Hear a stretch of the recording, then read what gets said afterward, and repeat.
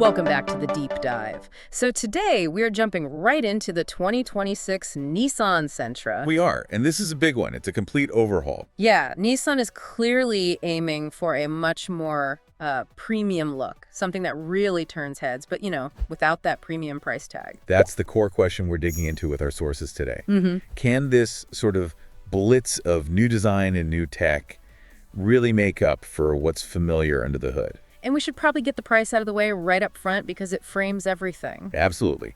We're looking at a starting price of $23,845, and it tops out just under 30 grand at $29,235. So that price point tells you exactly who they're targeting, the daily commuter. The design is, what do the sources call it, extroverted. Yeah, extroverted. Yeah. I mean, it looks aggressive. It definitely looks fast. But that's just the first impression. Then you have to look under the hood. And that's where you see the trade-off. It's a really interesting economic calculation, actually. Oh. Well, Nissan basically decided to keep the performance budget totally flat.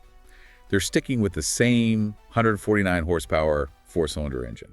And the same CVT transmission from the last model, right? Exactly.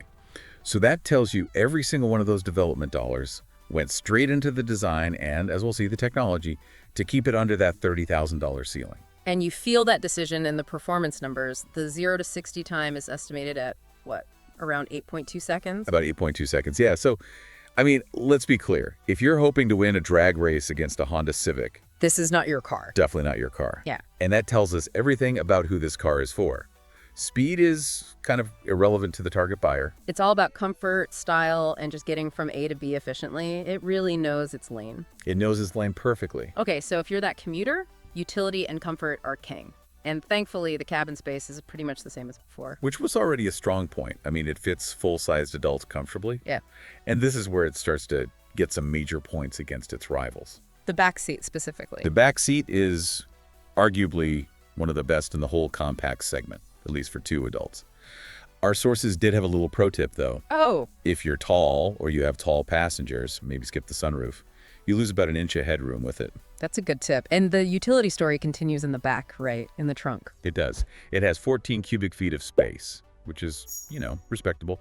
But here's the kicker. Go on. In a real-world test, it actually beat the Toyota Corolla.